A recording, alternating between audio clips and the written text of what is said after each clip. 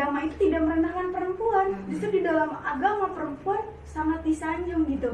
Makanya kalau ada orang yang menjelekkan perempuan, meskipun dia beragama Islam, ya jangan salahkan agamanya, tapi oknumnya, orangnya gitu.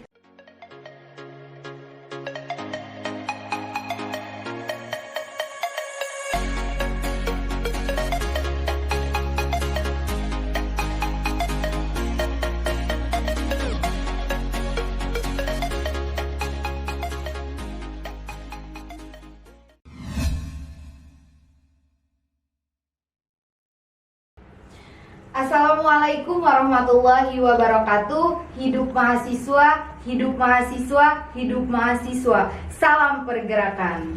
Selamat sore untuk kita semua. Kembali lagi di acara Parade Rayon Dakwah di podcast episode keempat bersama narasumber yang sangat istimewa ini, yaitu Tume ya. Tume, apa kabar? Alhamdulillah baik. Selamat sore Tum. Sore. Terima kasih sudah menyempatkan hadir di acara podcast Rayon Dakwah ini ya Tum ya. Siap. Oke, gimana untuk bulan puasa ini, lancar ya Tum ya? Alhamdulillah lancar, belum ada yang bolong. Belum ada yang bolong. Oke, kita di sini akan membicarakan terkait perempuan dan segala keistimewaannya ya mungkin Tum ya. Nah, sebelum melanjut ke pembahasan kali ini, mungkin saya akan sedikit memperkenalkan bahwa Tume ini merupakan Ketua Kopri Komisariat UIN SMH Banten ya Tume ya. Cuma dulu menjadi Ketua Kopri Rayon Dakwah Tume ya. Kira-kira itu tahun berapa Tum kemarin? 2018. 2018 ya. Sekarang alhamdulillah meningkat menjadi Ketua Komisariat. Ya. Oke Tume. Sebelum itu mungkin perkenalkan diri dulu kali tuh Mei, dari mulai nama mungkin, asal ataupun moto hidup boleh. Susah banget ya pertanyaannya. Ya, terus apa ya, udah perkenalan diri aja jadi ya. Nama saya sudah pasti Mei. Melinda Lestari ya, Mei ya. Lestari, lahirnya belum tentu bulan Mei gitu. Bisa jadi Juni ya. Jadi memang saya asalnya dari Jakarta, kemudian kuliah dan merantau di Banten. Sekarang alhamdulillah udah semester 8, kemudian dipercaya untuk menjadi ketua Kopri Komisariat gitu sih. Sebenarnya agak lebih berat bebannya gitu, karena memang semasa di Rayon juga masih banyak dosa ya. Terus ditambah lagi naik ke komisariat. Oke. Sebelum itu Tumei sekarang jurusan pengembangan masyarakat Islam. PMI. Untuk warga PMI ya. Silakan tonton podcast ini. Oke, pertama menanggapi perempuan lagi kali Tumei ya. Tumei, menurut Tumei apa yang menjadi gimana ya, Tumei itu kagum terhadap sosok perempuan itu sendiri? Ya, yang pasti karena saya perempuan, ya yang pertama. Kemudian perempuan kan banyak keistimewaan ya. Dalam Al-Quran juga dijelaskan bahwa sedemikian rupa, ada surah juga namanya An-Nisa menjelaskan bagaimana tentang perempuan di dalamnya gitu. Kemudian kalau kita pahami, sebenarnya agama itu tidak merendahkan perempuan. Justru di dalam agama perempuan sangat disanjung gitu. Makanya kalau ada orang yang menjelekkan perempuan, meskipun dia beragama Islam, ya jangan salahkan agamanya, tapi oknumnya, orangnya gitu.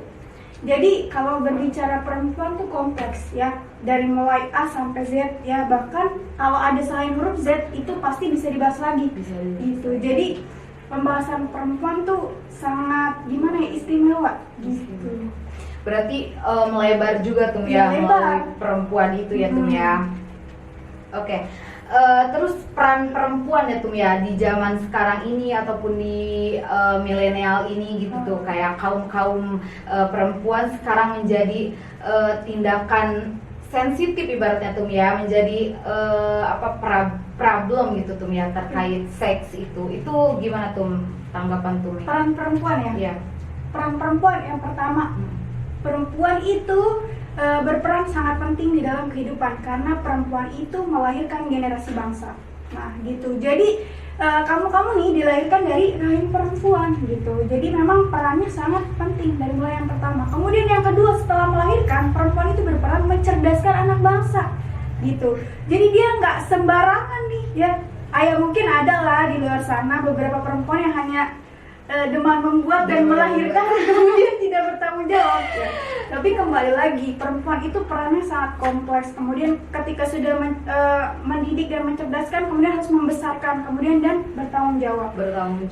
Itu peran perempuan yang kalau misalnya sudah menjadi istri gitu ya, dan juga menjadi ibu gitu ya buat anak-anaknya. Benar, tapi kalau kita masih menjadi mahasiswa gitu ya, peran kita sama saja dengan laki-laki gitu. Cuma yang memang jangan sampai kesetaraan gender itu membatasi atau menjadi bumerang juga untuk perempuan gitu. Jadi memang meskipun setara tidak mesti sama gitu. Jadi memang lebih tepatnya mungkin keadilan gender ya. Jadi adil. Oke, berarti sekompleks itu tuh ya perempuan, baik itu dijelaskan dalam Al-Quran, hadis, dan juga perannya yang tadi tuh bilang gitu ya. Nah, untuk gimana sih tuh pengaruh Hari Kartini, kan kita mendekati Hari Kartini nih, tentang terkait sosok yang ketum nilai pahlawan perempuan R.A. Kartini itu menjadi motivator kita semua gitu Tutum ya sebagai perempuan. Itu gimana tuh tanggapan? Jadi memang di tanggal 21 nanti ya ada hari lahir Kartini, jadi kita peringati gitu. Nah, jadi memang ini tradisi baik yang harus dilaksanakan oleh Kopri-Kopri di UIN Banten, tradisi merawat gitu ya. Jadi memang Harla Kartini ini bukan sekedar hanya peringatan, tapi juga bisa jadi satu titik semangat ya, semangat baru bagi kita perempuan-perempuan gitu. Karena memang yang ditinggalkan Kartini ini bukan sekedar pemikiran gitu, tapi semangatnya yang sampai sekarang itu masih berkobar, masih membara gitu. Jadi kalau kita mau kilas balik, Kartini itu kan dulu itu dia zamannya ya, perempuan itu hanya sebatas di kasur dapur sumur gitu. Jadi zaman dulu memang perempuan itu tidak boleh memperoleh pendidikan yang sama dengan laki-laki gitu. Kemudian Kartini konsolidasi ya dengan teman-teman seperjuangannya di luar negeri. Kemudian dia sering bertukar surat dan lain semacamnya. Lewat surat dia berdiskusi itu bagaimana sih gitu baiknya perempuan gitu. Itu dibandingkan bagaimana perempuan di lokalnya dia, kemudian di teman-temannya gitu. Akhirnya dibandingkan, akhirnya muncullah sebuah ide dan gagasan baru.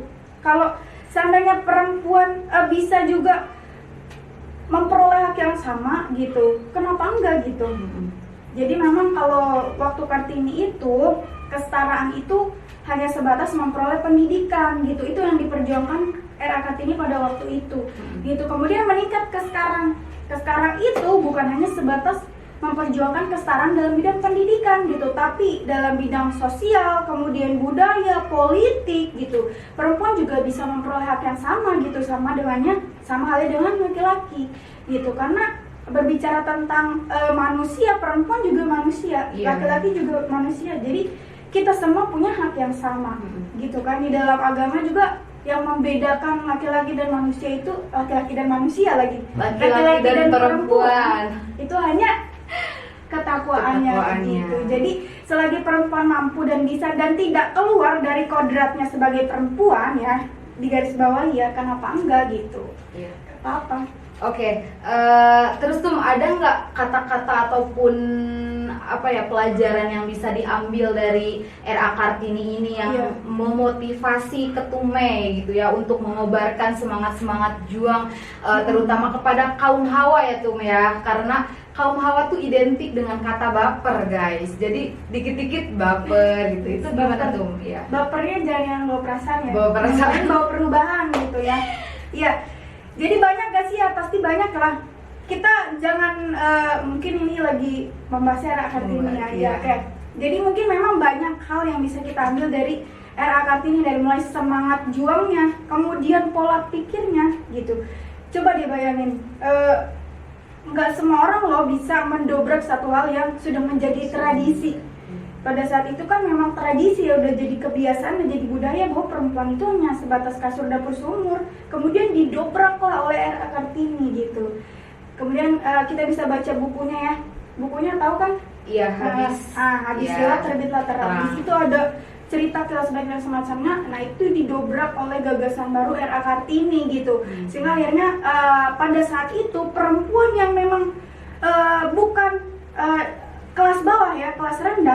memang bukan anak bangsawan juga bisa memperoleh pendidikan yang sama gitu. Semangat juang, pola pikir, kemudian dedikasi yang dilakukan oleh Era Kartini ini juga menjadi satu contoh yang bisa kita terapkan di dunia sekarang. Gitu. Kita bukan hanya berbicara tentang Era Kartini, bahwa banyak sekali pahlawan-pahlawan wanita sebelum Era Kartini juga yang bisa membuktikan bahwa perempuan juga bisa loh ternyata memimpin gitu. Kemudian kayak Cut Nyadin ya, pemimpin perang. Nah, luar biasa loh, perempuan gagah hebat ya kan, perempuan yang notabene pada saat itu masih disubordinasikan, kemudian patriarkinya masih sangat kental, tapi beliau itu mampu gitu membuktikan dan mendobrak bahwa perempuan juga bisa loh. Perempuan juga mampu loh. Makanya hati-hati ya buat laki-laki, perempuan tuh kalau udah sungguh-sungguh, wah jangan heran gitu. Jadi laki-laki 10 juga gitu. Lancar ya Tum ya. Nah, berbicara tentang tadi yang Tum bilang ya, maksudnya wanita tuh bukan hanya sekedar penggerak. Jadi wanita tuh kayak semacam pawang gitu ya Tum ya. Pawang hujan kali ya yang di motor GP. Jadi ya sangat kompleks sekali Tum ya, baik itu peran perempuan ataupun yang tadi Tum bilang terkait RA Kartini sekarang itu ya guys ya. Jadi ada nggak sih Tum yang diterapkan nilai-nilai Kartini yang Ketum sekarang jadikan sebagai sebuah proker ataupun agenda yang ada di komisariat gitu? Iya, yang pasti agenda apapun yang memicu semangat kemudian pemikiran ya itu udah termasuklah ke dalam bentuk pengaplikasian gerakan daripada Kartini gitu. Banyak sekali proker-proker di Kopri misalnya seperti kajian, itu kan mengasah intelektual. Nah gitu, jadi itu juga kan menjadi salah satu bentuk pengaplikasian gerakan Kartini pada saat itu. Kemudian bukan cuma kajian ya, misalnya minat bakat ya ngadain ya lomba nyanyi dan lain semacamnya gitu ya, itu sama aja sih gitu. Kalau Kopri Komisariat ya insya Allah nanti pada lebaran kita mau ngadain kegiatan juga ya, ini sekalian promosi aja ya. Jadi ada kegiatan yang insya Allah nanti kita akan mensosialisasikan, karena memang fokus kita saat ini gitu mensosialisasikan, kemudian memberikan edukasi terkait pelecehan seksual, kekerasan seksual dan lain-lain gitu kepada pelajar-pelajar gitu. Jadi kita selaku kaum akademisi itu akan memberikan edukasi dan pengajaran gitu. Jadi alhamdulillah juga sekarang RUU TPKS sudah disahkan. Ya, hampir 1 dekade para penyintas kekerasan seksual itu berjuang dan berusaha agar bagaimana korban daripada kekerasan seksual atau pelecehan seksual ini bisa dilindungi secara hukum. Jadi alhamdulillah banget ya Allah, RUU udah jadi RUU ya, jadi UU TPKS. Kekerasan seksual. Oke, tadi tuh sambil ngalir aja ya, maksudnya saya juga akan menanyakan terkait itu tadi UU TPKS ya. Menurut Tumei bangga nggak sih Tum jadi cewek gitu Tum ya kita ya? Maksudnya undang-undang yang kita tunggu-tunggu sedari awal gitu kan Tum ya, perjuangan para wanita yang emang membela gitu haknya gitu Tum ya, untuk memperjuangkan itu dan akhirnya kemarin disahkan gitu ya Tum ya.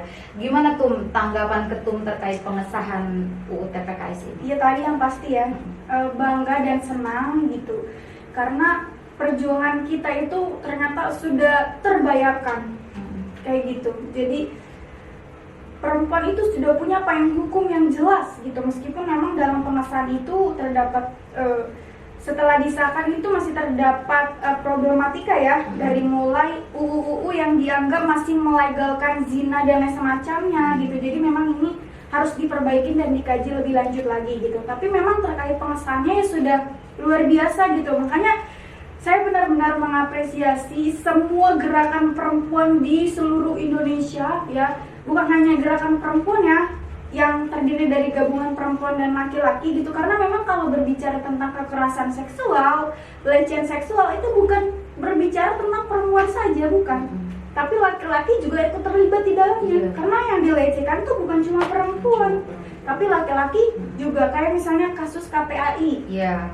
Ya di situ laki-laki yang dilecehkan yang mengalami kelonco ya, perpeloncoan. Perpeloncoan mungkin itu ya. Jadi alat kelaminnya, mohon maaf ya, Iya. maaf, alat kelaminnya dicoret-coret gitu oleh seniornya, dan beliau selaku korban itu nggak bisa langsung speak up pada saat itu dilecehkan, tapi itu sudah 10 tahun sesudahnya.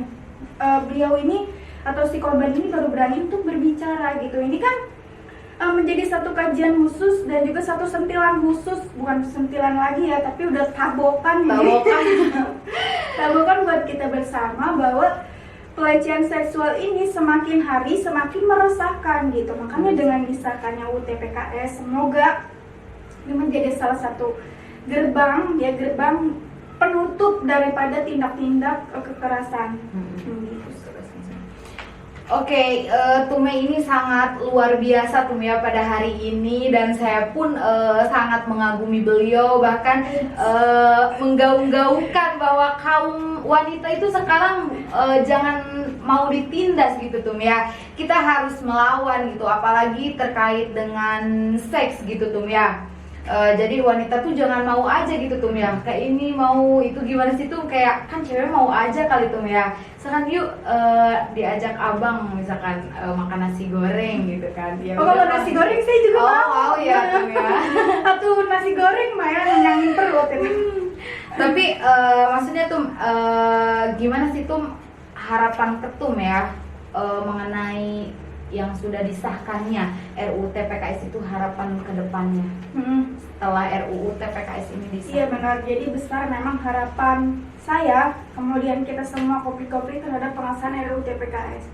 Tinggal bagaimana bentuk pengawalan dan juga implementasi daripada UU yang sudah disahkan ini, karena memang kalau menuntut itu mudah gitu, tapi untuk mengimplementasikan dan juga memberi saran dan solusi lainnya itu kan yang sulit.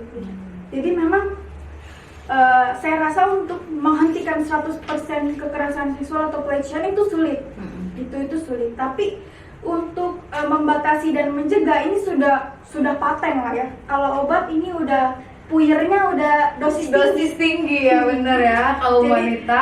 Jadi memang harapannya besar. Kemudian saya harap juga kopi-kopi di UIN Banten khususnya gitu mampu paham dan juga mampu memahami, kemudian mampu memberikan edukasi gitu terkait apa itu pelecehan seksual, apa itu kekerasan seksual, dan jangan sampai menjadi korban ya, jangan sampai menjadi korban ataupun pelaku daripada kekerasan tersebut seksual gitu. Karena memang siapapun bisa menjadi pelaku dan siapapun bisa menjadi korban dimanapun ya, dan kapanpun oleh siapapun.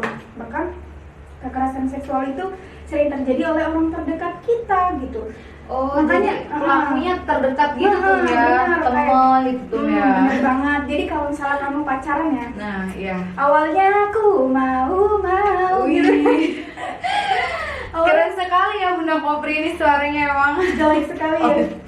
Awalnya emang mau mungkin ya karena pacaran, akhirnya mungkin udah ngerasain enak, minta lagi, ketagihan. Emang sering cewek kayak gitu tuh ya. Biasanya cewek kalau udah enak minta lagi. Nah, bukan gitu dong, kok cewek sih? Maksudnya ini pelaku ya.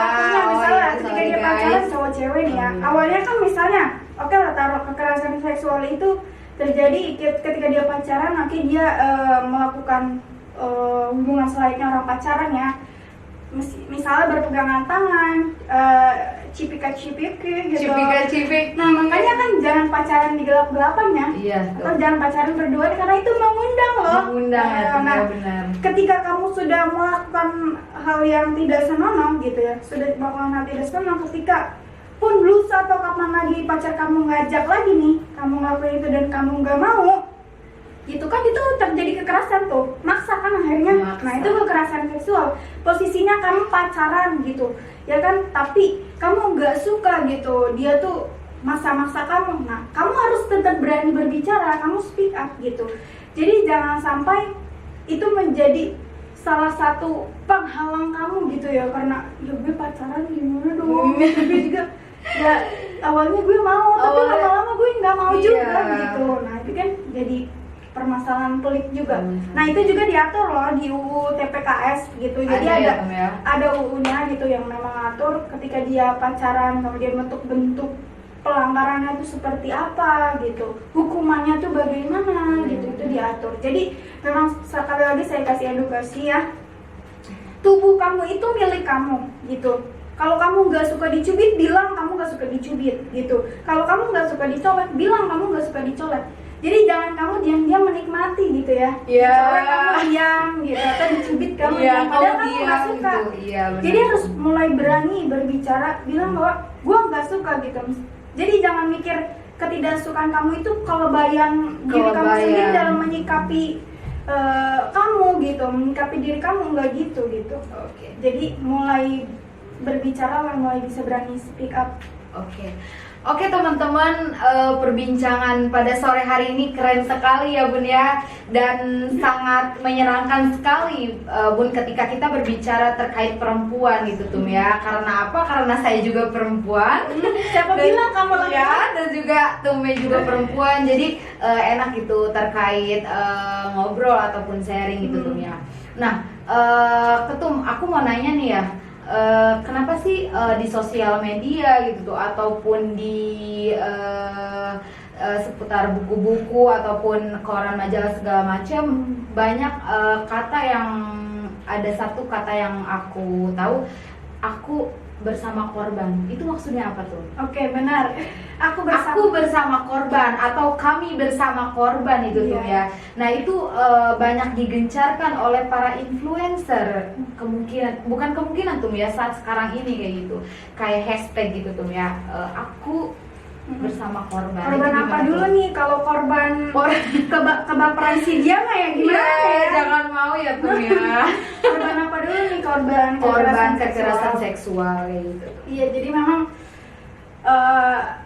sebelum disahkannya RUU TPKS ya, UU TPKS itu kan belum ada payung hukum yang melindungi korban gitu. Korban ini jadi masih terombang-ambing. Jadi fokus pemerintah itu harusnya kepada korban, namun ini tidak kepada korban gitu. Jadi kan ini jadi satu hal yang buat kita rame-rame gitu supaya segera mengesahin UU TPKS gitu. Jadi memang after pelecehan maupun kekerasan seksual ini kan yang paling trauma, yang paling keganggu psikisnya itu kan korban benar. Karena nggak semua orang di Indonesia mampu menerima orang yang sudah dilecehkan. Pasti ada aja stigma negatif yang mengatakan bahwa perempuan yang sudah dilecehkan ini perempuan yang sudah tidak perawan gitu, atau perempuan yang sudah tidak ada harga dirinya gitu. Padahal memang kalau bicara perawan dan nggak perawan tuh ada kajiannya lagi ya. Ada kajiannya mungkin lagi. Ini harus ada jilid 2-nya gitu ya. Boleh kita mengadakan jilid 2 ya. Jilid 2 jadi bentuk-bentuk ya dalam-dalamnya ya. Ini kan bisa jadi edukasi ya kan. Boleh tuh. Jadi memang gak sekedar kamu pecah, kamu perawan itu ketika kamu mohon maaf berhubungan intim, kemudian kamu berdarah, kamu perawan, dan kamu nggak berdarah, kamu nggak perawan, nggak gitu.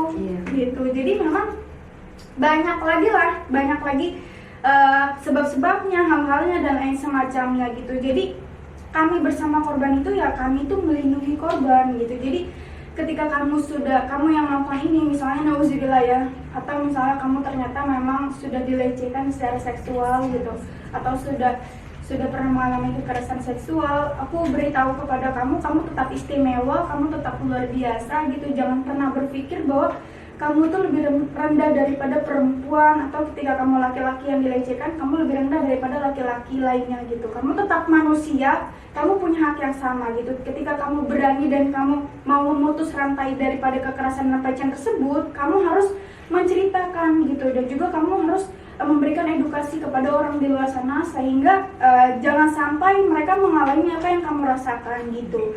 Jadi penting juga ya, pelindungan korban sangat penting sih, karena memang kan kalian yang mengalami gitu, kalian yang merasakan, jadi kita selaku penyintas kekerasan seksual, kemudian selaku Kopri harus melindungi dan bersama para korban. Nah, Dan pelaku juga harus ditindaklanjuti. Pelaku ingat pelaku ya Tum ya. Mantap sekali ya yang tadi disampaikan oleh Ketum Mei, emang bener Tum. Jadi korban tuh bukan hanya dia sakit secara fisik, jadi mentalnya juga kena, belum lagi dari cemoohan dari orang-orang terdekat, entah itu teman gitu tuh. Jadi dia itu perlu ada pundak gitu tuh ya, perlu ada orang yang mau mendengarkan cerita dia, perlu ada orang yang mau apa ya tuh ya, ibaratnya merasakan ya apa yang dia rasakan kayak gitu. Berarti itu penting banget tuh ya. Oke teman-teman. Terus Tum ini ya.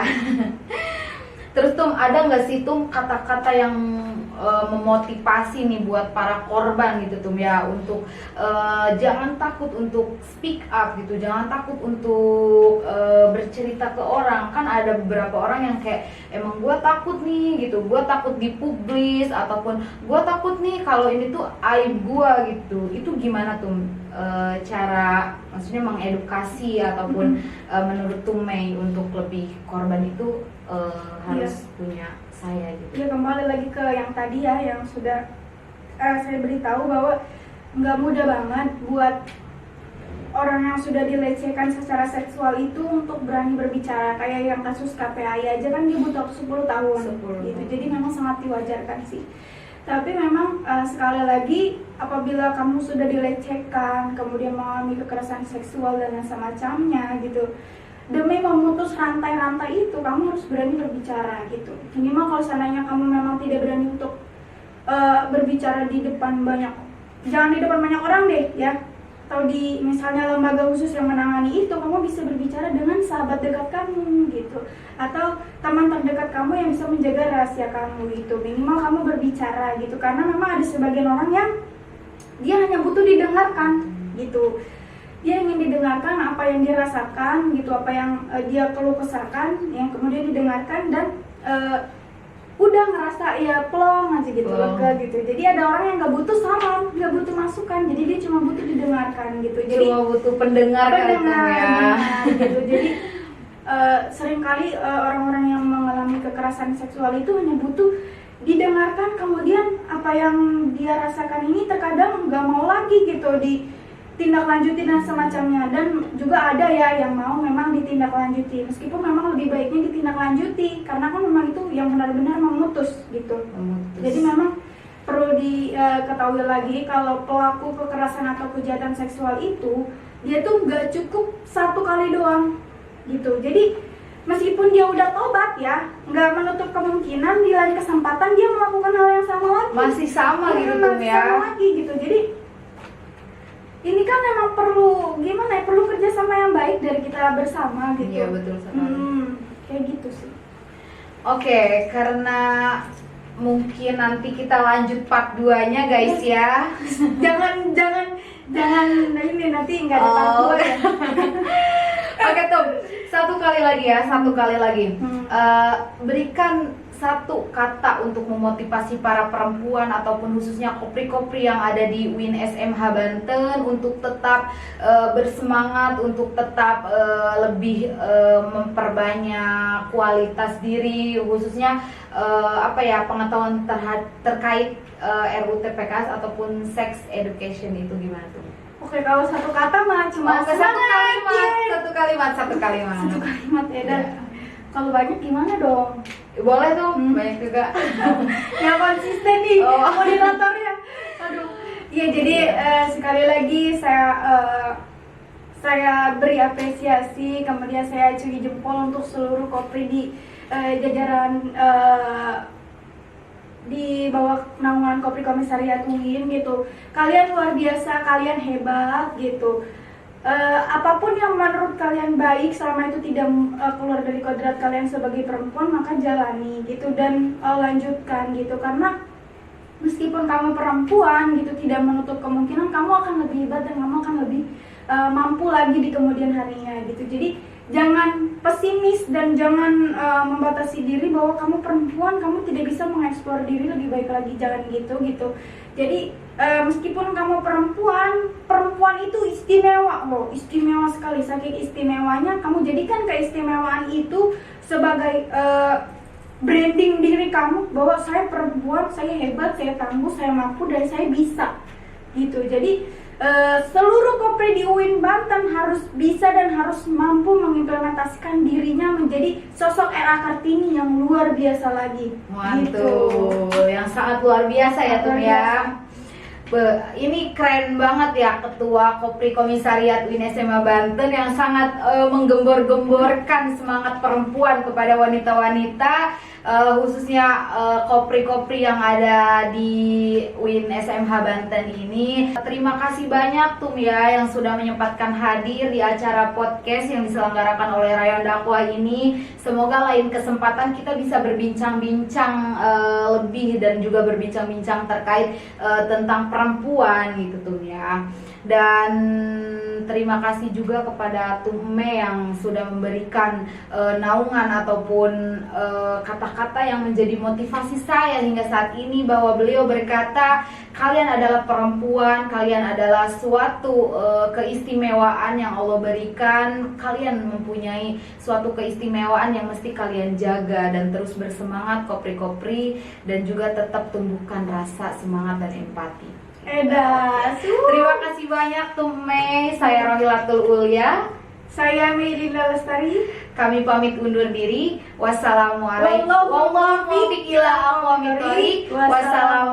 warahmatullahi wabarakatuh. Hidup mahasiswa, hidup mahasiswa. Salam pergerakan, Salam. Imperium Bintang 9. Terima kasih.